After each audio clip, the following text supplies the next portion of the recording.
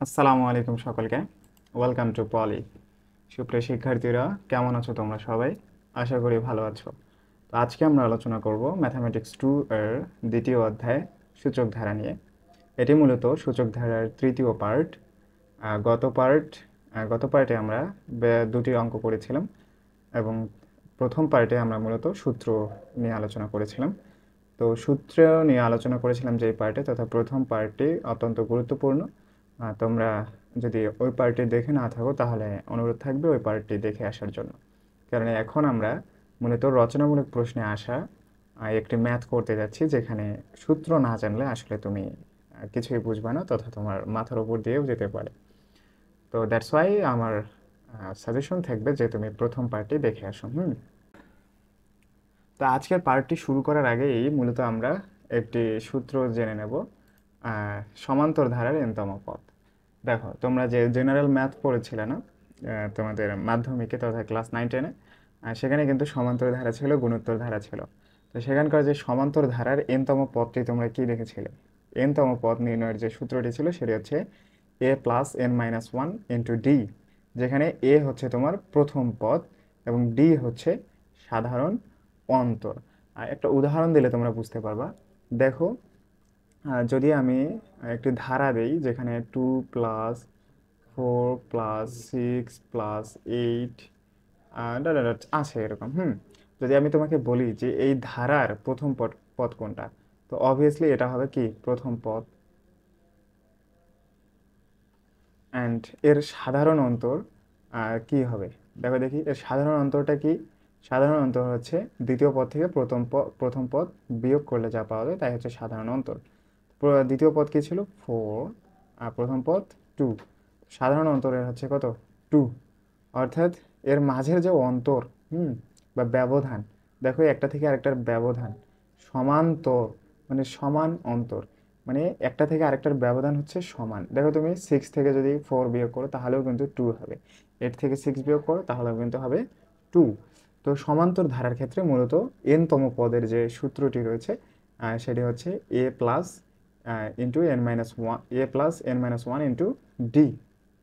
তো দেখো, এই অনুযায়ী যদি আমি তোমাকে এখানে যদি বলি যে তুমি পাঁচতম পদটি বের করো, তাহলে তুমি কি করতে? পাঁচতম পদ যদি বের করতে বলি তাহলে মূলত দেখো কি হবে। এর মান কত? এখানে 2। ওই সূত্র অনুযায়ী আমরা যদি ফেলি, আর আমি কততম পদ বলছি, বের করতে বলছি? পাঁচতম বা ফিফতম। তো দেখো -1, আর সাধারণ অন্তর এখানে কত?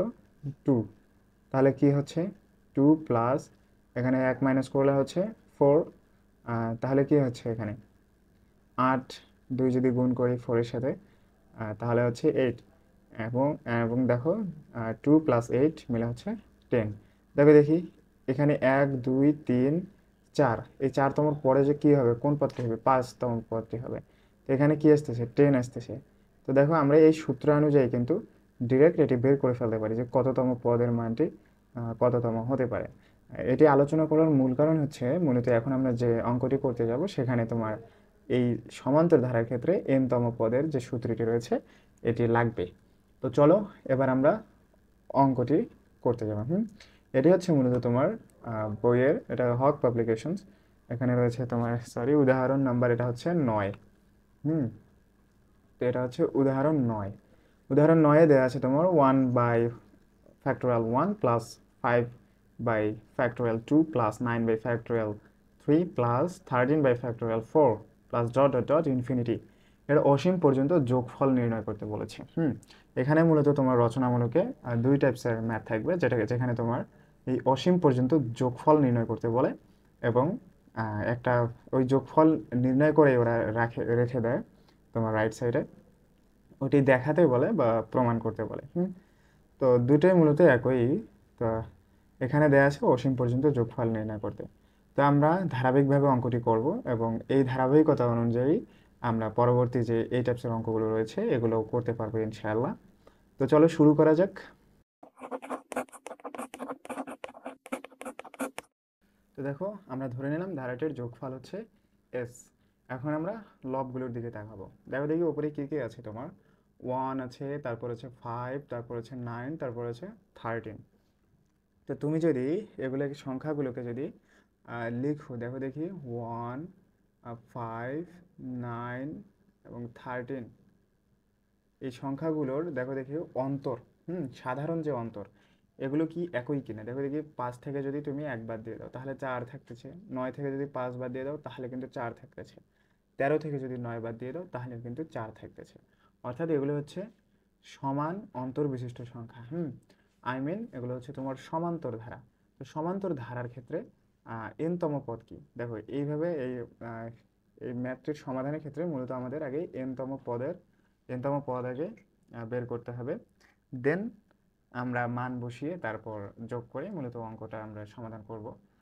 তো প্রথমে আমাদের এনতম পদ বের করতে হবে। তো এনতম পদ বের করার আগেই আমরা দেখো তোমার লবগুলো যে রয়েছে, যেমন এখানে রয়েছে 1, 5, 9, 13, এগুলোর মূলত তোমার এনতম পদ বের করতে হবে এবং নিচের ফ্যাক্টোরিয়াল 1, ফ্যাক্টোরিয়াল 2, ফ্যাক্টোরিয়াল 3, ফ্যাক্টোরিয়াল 4, এগুলোর এনতম পদ আগে তোমাদের বের করতে হবে। তো উপরের যে 1, 5, 9, 13, এগুলোর যে এনতম পদ সেটি কি হবে, আমরা তো সূত্রটি জেনেছিলাম। তো এর এনতম পদ সমান কি হবে দেখো দেখি। এর মান এখানে কি, এর মান হচ্ছে তোমার 1, 1 প্লাস এন মাইনাস, এন এর মান তো আমরা জানি না, এন মাইনাস 1 ইন্টু ডি কত, 5 থেকে যদি 1 বাদ দিয়ে দাও তাহলে কত আসতেছে, 4 আসতেছে। তো আমরা 1, 5, 9, 13 এর এনতম পদ আমরা কত পাবো দেখো দেখি।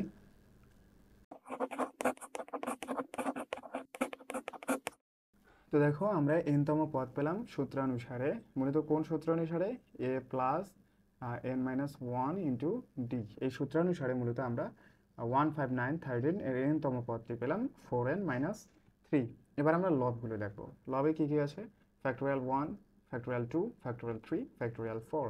তো দেখো এগুলোরও আমরা এখন কি করব, এনতম পদ বের করব। এগুলোরও কিন্তু দেখো তোমার 1, 2, 3, 4, এগুলোর দেখো দেখি এদেরও কিন্তু সাধারণ অন্তর হচ্ছে তোমার 1।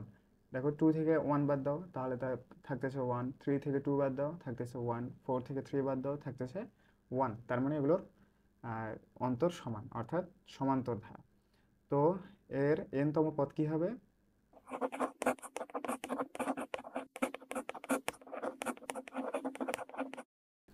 তো দেখো আমরা সর্বোপরি কি পেলাম এখানে, তোমার 1, 2, 3, 4 এর এনতম পদ হচ্ছে মূলত এন। এগুলো তুমি ডিরেক্টলিও লিখতে পারো, কেননা তোমরা মাধ্যমিকের সূত্রটি জেনেছিলে যে ন্যাচুরাল নাম্বার এর এনতম পদ মূলত হচ্ছে এন। ডিরেক্ট এটাই লেখা যায়। তো এখন আমরা কি করব, তো এখন আমরা মূলত করব এই যে ধারার যে তুমি এনতম পদের এখানে যে তুমি লবের যে এনতম পদের মানটি পেলে 4n-3 এবং 1, 2, 3, 4 এর এনতম পদের যে মানটি পেলে এটি মূলত ভগ্নাংশ আকারে লিখবা। তো কি প্রদত্ত ধারার এনতম পদের ভগ্নাংশ আকারে লিখবা, যেহেতু এখানে ভগ্নাংশ আকারে আছে।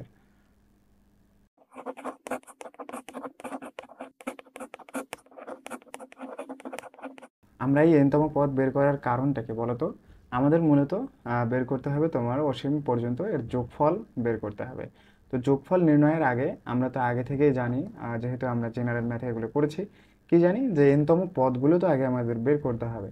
আমরা যদি পদগুলো না জানি তাহলে আমরা কিভাবে যোগ করব। তো ওই পদ বের করার নিমিত্তেই আমরা এখানে উপরের যে তোমার সমান্তর ধারা সেটির এনতম পদ বের করেছি, আবার নিচের যে ধারাটি রয়েছে তার সমান্তর ধারার এনতম পদ বের করেছি এন।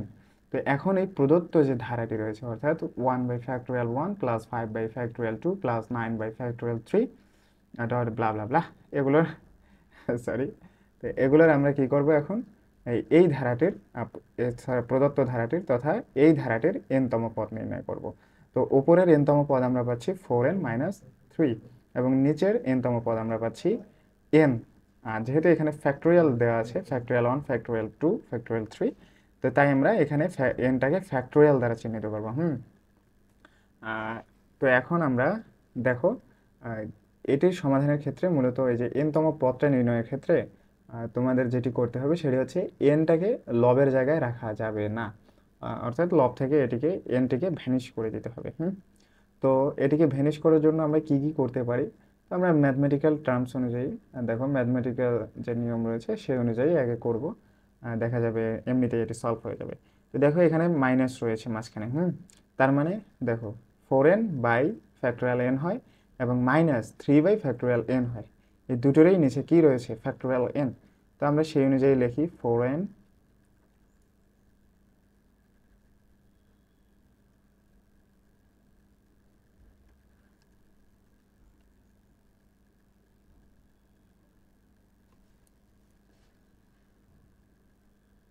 তো এবার দেখো এই যে n, এটি কি এটি কার সাথে রয়েছে মূলত? দেখো দেখি, এটি মূলত রয়েছে তোমার 4-এর সাথে।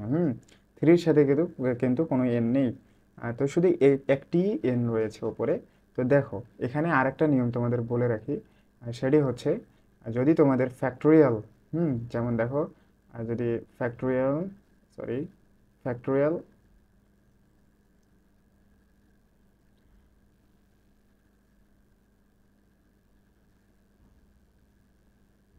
যদি ফ্যাক্টোরিয়াল n দেয়া থাকে, এই nটাকে যদি তোমরা বাইরে আনতে চাও, তাহলে মূলত তোমার এখানে একটা -1 হয়ে যাবে। যেমন মনে করো তোমার ফ্যাক্টোরিয়াল 5 আছে, তো এই ফ্যাক্টোরিয়াল 5টাকে যদি তুমি বাইরে আনতে চাও তাহলে কি হবে বলো তো? এখানে 5 হবে অ্যান্ড এখানে তোমার -1 হয়ে যাবে। আবার কি দেখো, আরেকটি উদাহরণ যদি দেই, এখানে যে ফ্যাক্টোরিয়াল 4 আছে, তো এটিকে আমরা যদি বাইরে নিয়ে আসি, অর্থাৎ 4কে যদি আমি বাইরে আনতে চাই তাহলে কিন্তু এই ফ্যাক্টোরিয়ালের এখানে তোমার -1ও কিন্তু হয়ে যাবে। তো এটি মূলত তোমাদের মনে রাখতে হবে। তো দেখো এখানে কি রয়েছে? উপরে n রয়েছে, নিচে কি রয়েছে? Factorial n। আমরা এই ভ্যানিশ করার জন্য, কেননা উপরে কিন্তু আমাদের লবের ক্ষেত্রে n রাখা যাবে না, তো এই কাটাকাটি করার জন্যই মূলত আমরা ফ্যাক্টোরিয়াল n থেকে এই একটি n কে আমরা বাইরে নিয়ে আসবো। তো দেখো কি হয়, 4n ডিভাইডেড বাই n যদি আমরা বাইরে নিয়ে আসি তাহলে এখানে কি থাকতেছে? n এর সাথে একটা -1 করে দিতে হবে, কারণ এটা নিয়মই। দেন এদিকে কি থাকতেছে? 3/ফ্যাক্টোরিয়াল n। তাহলে দেখো এখানে তোমার n কাটা যাচ্ছে, n কাটা যাচ্ছে। তো আলটিমেটলি আমরা কি পাচ্ছি? আলটিমেটলি আমরা এখানে পাচ্ছি n তম পদ, অর্থাৎ এই প্রদত্ত ধারাটির n তম পদ আমরা কি পাচ্ছি? আমরা পাচ্ছি 4 ডিভাইডেড n-1 অ্যান্ড পাচ্ছি -3 ডিভাইডেড ফ্যাক্টোরিয়াল n পাচ্ছি। তো দেখো আমরা কিন্তু n তম পদের মান আমরা কিন্তু পেয়ে গেছি। এটি পেয়ে গেছি। তো এখন আমরা n এর মান, অর্থাৎ n তো ন্যাচারাল নাম্বার, তাই না? n ইকুয়ালস টু আমরা কি কে লিখি? n ইকুয়ালস টু আমরা লিখি মূলত 1 2 3 4 5 ব্লা ব্লা ব্লা, যেহেতু এটি ন্যাচারাল নাম্বার। তো n ইকুয়ালস টু আমরা মূলত এখন ধারাবাহিকভাবে 1 2 3 4 ডট ডট ডট বসিয়ে আমরা দেখব যে আসলে n তম পদ সমান সমান আমরা কি কি এখানে পাই। যেহেতু এখানে দুইটা রয়েছে, তো আমরা দুইটা করেই পাবো ইনশাআল্লাহ। তো এখানে কি রয়েছে? এখানে রয়েছে তোমার 4/ফ্যাক্টোরিয়াল n-1 -3/ফ্যাক্টোরিয়াল n। তো পর্যায়ক্রমে এখানে n ইকুয়ালস টু আমরা 1 2 3 ধরবো। 1 2 3 4, আর সর্বোচ্চ 4 পর্যন্ত নিলেই হবে। তোমরা যদি কেউ বেশি নিতে চাও তাহলেও কোনো সমস্যা নেই, বেশি নিতে পারো। তো n ইকুয়ালস টু আমরা 1 2 3 4 ধরে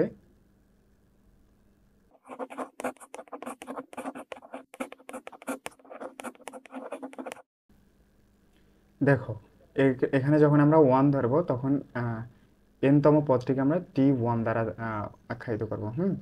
তো t1 ইকুয়ালস টু কি হবে? দেখো এখানে আমরা কি পেয়েছিলাম? এখানে মূলত আমরা পেয়েছিলাম 4 divided factorial n-1 minus 3 divided factorial n। তো এটিকে আমি মূলত সুবিধার্থে এখানে একটু লিখে রাখি 4 divided factorial n-1 minus 3 divided factorial n। তো এটিকে আমি, তোমরা আবার এভাবে লিখিও না, আমি একটু, যেহেতু পরবর্তী আগের স্লাইডে ওটি চলে গেছে, তো এখানে আমি একটু সুবিধার্থে লিখে রাখলাম। তো t1 ইকুয়ালস টু কী হবে? যদি 1 হয়, n এর মান যদি 1 হয় তাহলে কি হবে দেখো দেখি। এখানে তোমার আসতেছে, উপরে তো 4 রয়েছে, তো 1 এর মান, n ইকুয়ালস টু যেহেতু 1, তো আমরা 1 বসালাম এখানে। দেখো n এর জায়গায় আমরা কি বসালাম? 1 বসালাম। দেন এখানে থাকতেছে 1, আর এদিকে কি রয়েছে? এদিকে রয়েছে -3 ডিভাইডেড ফ্যাক্টোরিয়াল 1। তো আমরা আলটিমেটলি এখানে কি পাচ্ছি দেখো দেখি, আলটিমেটলি এখানে কিন্তু আমরা পাচ্ছি তোমার 0 পাচ্ছি, অর্থাৎ 4 ডিভাইডেড ফ্যাক্টোরিয়াল 0 মাইনাস 3/(1)। তো 0 ফ্যাক্টোরিয়াল 0 মানে কি, ফ্যাক্টোরিয়াল 0 মানে হচ্ছে তোমার 1।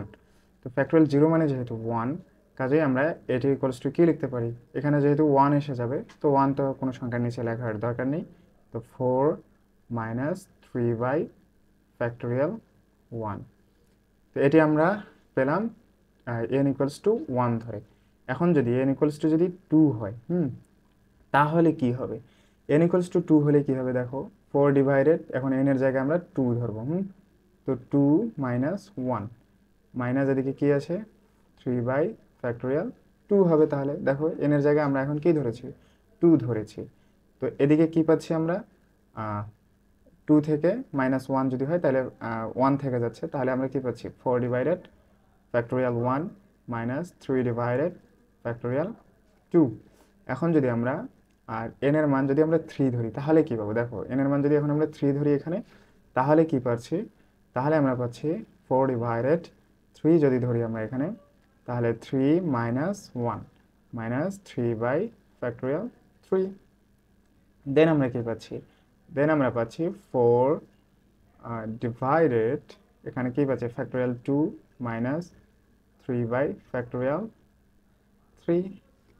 দেন দেখো আমরা যদি এখন টি এর মান যদি আমরা 4, সরি এন এর মান যদি আমরা 4 ধরি, এন ইকুয়ালস টু যদি আমরা 4 ধরি, তাহলে এখানে কি আসতেছে, তাহলে মূলত আসতেছে তোমার 4 ডিভাইডেড((4) মাইনাস 1, আর এদিকে কি মাইনাস 3/((4)।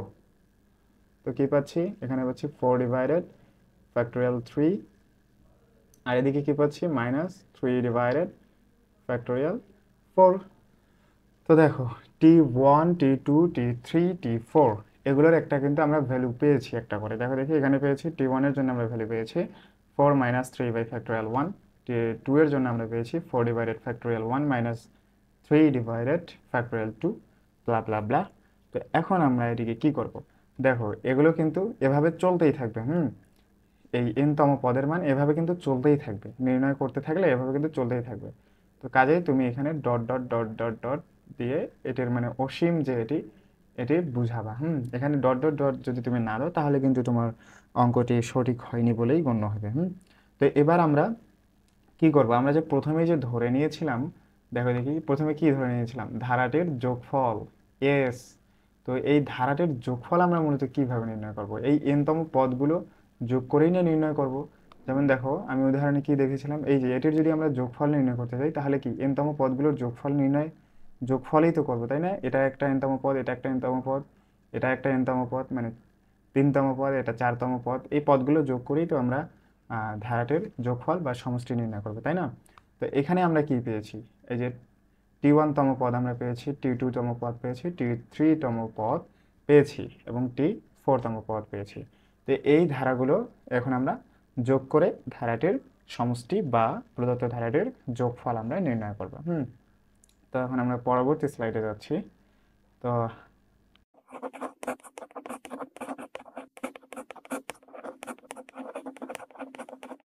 তো দেখো এখন আমরা এখানে T1 এর মান বসাবো। T1 এর মান আমরা কি পেয়েছিলাম, T1 এর মান আমরা পেয়েছিলাম তোমার 4 মাইনাস 3 ডিভাইডেড((1)। তো এখন আমরা এখানে T1 এর মানটি বসাবো 4, সরি দেখো, তো দেখো এদিকে কিন্তু আমরা দুইটা করে পদ পেয়েছি, একটা 4, একটা হচ্ছে তোমার মাইনাস 3/((1)। এখানেও কিন্তু আমরা দুইটা করে, দেখো এদিকে একটা রয়েছে পদ আর এদিকে আরেকটা করে পদ রয়েছে। তো এগুলোকে আমরা আলাদাভাবে যোগ করব। তো তাহলে তোমার অঙ্কটি করতে সুবিধা হবে অ্যান্ড একবারই করা যাবে। তো এদিকে আমরা কি কি পেয়েছি, 4, 4/((1), 4/((2), 4/((3)। তো এগুলোকে আমরা একদিকে রাখবো। তো 4 plus 4/((1) plus 4/((2) plus 4/((3) plus dot dot dot infinity. And পরবর্তীতে আমরা কি পেয়েছি দেখো দেখি, পরবর্তীতে আমরা এখানে এই দিকে আমরা পেয়েছি -3/(1) -3/(2) এভাবে আমরা পেয়েছি। তো এদিকে আমরা লিখব, ওই মানগুলো লিখব মাইনাস,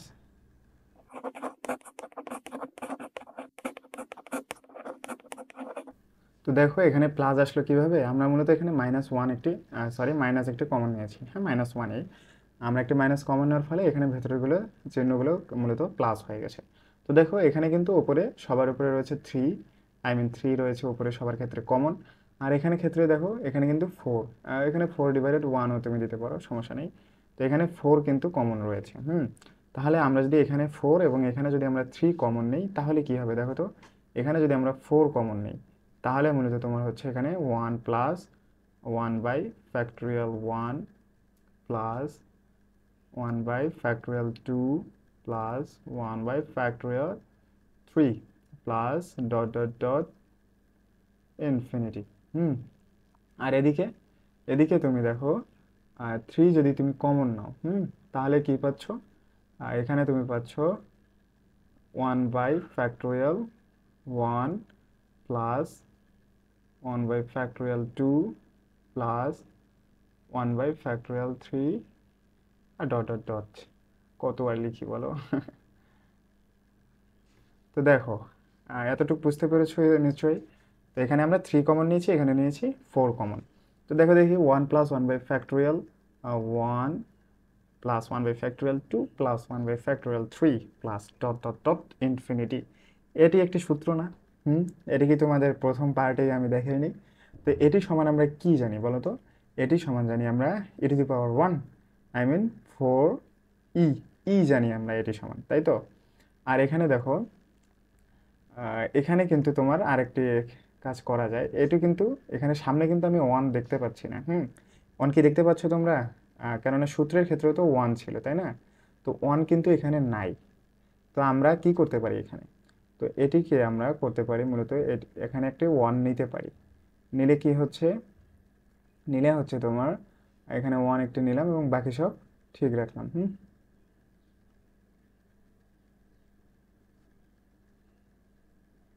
তো একটি 1 যেহেতু আমরা এখানে নিয়েছি, তো এটিকে আমাদের শোধ দিতে হবে না। তো এই যে +1 নিয়েছি আমরা, এখন একটি 1কে মাইনাস করে দেবো। তাহলে এখানে তুমি কি পাচ্ছ দেখো দেখি, 4e মাইনাস এটি সমান তুমি কি পাবা, এটি সমান তুমি পাবা e। তো 3টাকে এখানে আমরা পাচ্ছি 3e, আর এদিকে একটা কি আছে দেখো দেখি, একটা -1 কিন্তু রয়েছে, সরি ব্র্যাকেটটি তোমার মূলত এখানে দিলে সুবিধা হবে।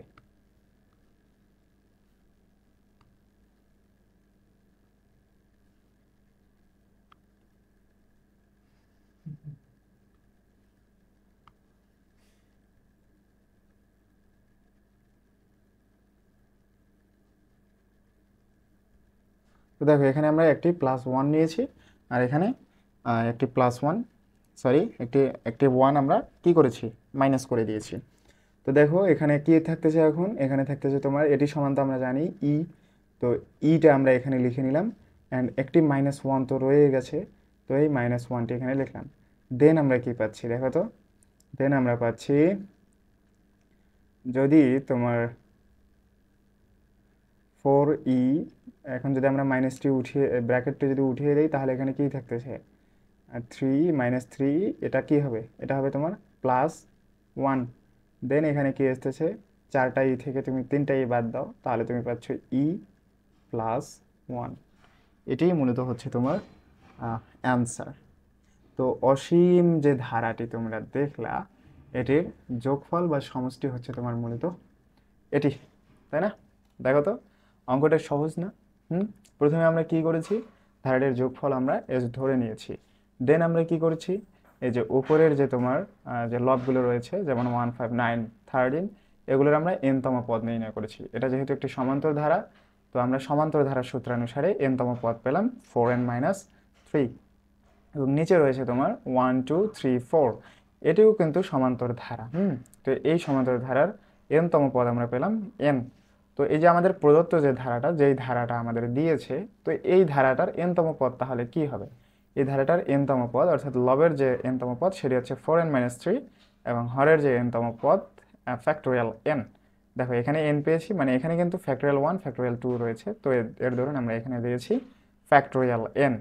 তো আমরা এনতম পদটির ফ্যাক্টোরিয়াল এনতম পদের প্রদত্ত ধারাটির এনতম পদ আমরা পেলাম 4n-3 divided by factorial N. তো আমি কি বলেছি, এনতম পদ নির্ণয়ের ক্ষেত্রে তোমার মূলত লবের ক্ষেত্রে কোনো এন রাখা যাবে না। তো কি করলাম আমরা, এনটাকে সরানোর জন্য আমরা আরেকটু ক্যালকুলেশন করলাম। তো দেখো এখানে রয়েছে তোমার 4n-3 ডিভাইডেড ফ্যাক্টোরিয়াল এন। তো এটির নিচেও তোমার ফ্যাক্টোরিয়াল এন রয়েছে, এটির নিচেও ফ্যাক্টোরিয়াল এন রয়েছে, তো আমরা এটিকে ভেঙে লিখেছি। তো ভেঙে লিখে কি করলাম,